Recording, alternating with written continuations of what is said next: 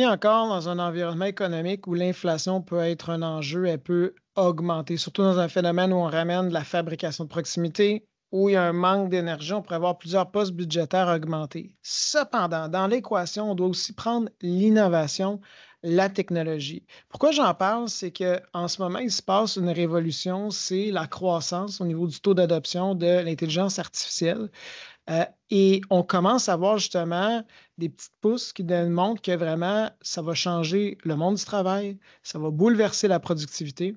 Puis en fait, peu de modèles économiques, lorsque c'est le temps de prendre des projections puis d'essayer d'estimer où l'inflation va être, intègrent sérieusement l'impact de l'intelligence artificielle.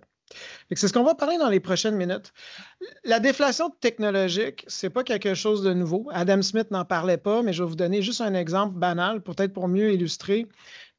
Quand Netflix a offert son service d'abonnement mensuel, donc à l'époque, disons, on était au début des années 2010, quelqu'un pouvait s'abonner pour une dizaine de dollars par mois. Et là, tout d'un coup, il y a un catalogue illimité de location de films. Versus aller à un bon vieux Vidéotron, acheter une location à la fois. Ben, si je compare les deux factures en moyenne pour la population, l'option d'un abonnement mensuel de 10 ou 13 dollars par mois, c'est beaucoup plus abordable et ça vient de baisser un coût. Là, je donne un exemple banal, mais dès que la technologie est présente régulièrement, faisons juste penser à l'Internet, on fait des gains de productivité et un coût plus abordable. Donc, la technologie, les grandes innovations sous-entendent une baisse structurelle des coûts de production.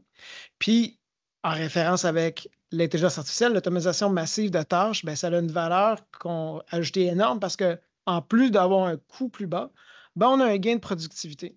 Puis là, on pourrait parler tellement d'exemples, mais je pense que les gens, si on se projette d'ici 5 à 10 ans, autant on peut surestimer ce qui va se passer dans le prochain 12 mois en termes d'innovation en intelligence artificielle, mais je pense qu'on peut sous-estimer rapidement l'émergence de cette technologie-là sur une décennie.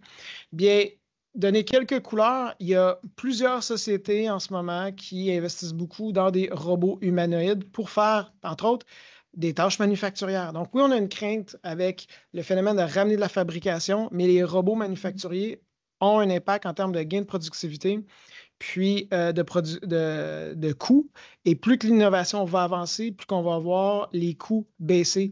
Même au niveau domestique, en ce moment, il y a plusieurs sociétés, puis en particulier, il y a certaines sociétés aux États-Unis ou en Asie qui ont déjà des preuves de concept de robots qui font des tâches ménagères. Pensez juste, par exemple, à une personne vieillissante qui décide de rester à la maison plus longtemps. S'il y a des robots qui l'aident dans des tâches quotidienne, ça va peut-être retarder sa décision d'aller dans un centre pour personnes moins autonomes, où les coûts sont nettement faramineux par rapport peut-être à une alternative qu'on connaîtra dans 10 ans, ou dans 5 ans, ou dans 15 ans.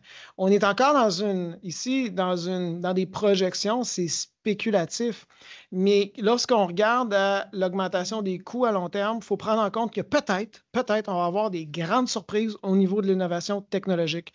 Dans les rôles plus cognitifs, que ce soit la gestion de portefeuille, le secteur du droit, on voit déjà en ce moment vraiment des gains de productivité à des fractions de coûts significatifs et ça va toucher plusieurs secteurs de plus en plus. Puis pourquoi je parlais des robots, c'est qu'en ce moment, on voit que les modèles LLM, les modèles d'apprentissage linguistique, touchent le secteur cognitif, mais aussi même des tâches manuelles éventuellement ou agricoles.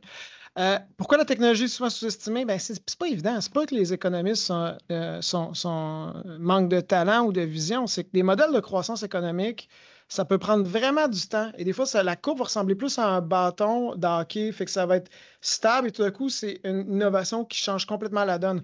Donc, un économiste qui fait une projection vers la fin des années 80 au niveau économique, bien évidemment, il n'a pas pris en compte l'impact de l'Internet. Ou même dans le début des années 90, c'était très difficile de voir ce que ça allait être aujourd'hui. L'autre point aussi, c'est lorsqu'on regarde dans le passé, oui, on a l'Internet qui est un référent, mais on n'a pas vraiment nécessairement assez de données pour se rabattre avec conviction pour faire des projections. Qu'est-ce que ça change pour vous là, qui écoutent cette vidéo-là? Premièrement, en termes de marché puis d'économie, si effectivement, sur une période à long terme, on voit l'implantation de l'intelligence artificielle massive rentrer dans nos vies, puis ça, je pense qu'à long terme, on peut rentrer ça dans nos estimations, sans voir précisément c'est quoi son impact, on peut anticiper que ça va avoir son facteur favorable pour la baisse de coûts, parmi d'autres facteurs à prendre en considération. Les entreprises vont faire plus de profits, il va y avoir des gains de productivité. Peut-être que ça va mettre de la pression sur les salaires dans certains secteurs plus défiés par l'intelligence artificielle. On peut voir peut-être que ça va avoir un impact favorable pour comprimer les taux d'intérêt, ce qui va aider les entreprises à emprunter pour investir. Même chose pour le consommateur.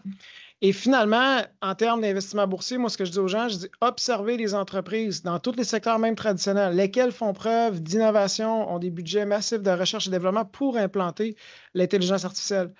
L'autre point aussi, c'est que ce ne serait pas surprenant sur une période de 10 ans qu'à un certain moment, on ait un engouement et qu'on tombe dans une bulle d'intelligence artificielle. Et là, il faut faire attention, c'est pas parce que ça a l'étiquette intelligence artificielle que nécessairement c'est un placement qui mérite d'être investi. Surtout ici, en période d'euphorie, les évaluations restent déraisonnables. Puis moi, ça m'amène sur un dernier point, c'est qu'il va y avoir de plus en plus de sociétés d'intelligence artificielle.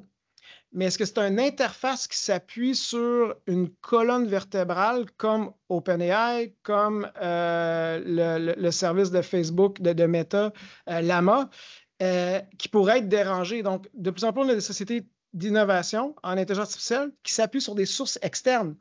Donc, ces modèles-là peuvent être répliqués. C'est différent d'avoir sa propre société qui a créé ses propres données, son propre mécanisme, ses propres algorithmes. Donc, on perd cette propriété intellectuelle-là. Donc, là encore, pourquoi j'en parle, c'est que tout ce qui porte le nom d'intelligence artificielle, il faudra utiliser notre réflexion pour vraiment stratégiquement dire est-ce que ça vaut vraiment la peine. Donc, moi, je pense que la prochaine décennie va être vraiment intéressante. Je pense avoir des impacts dans nos vies personnelles et économiques.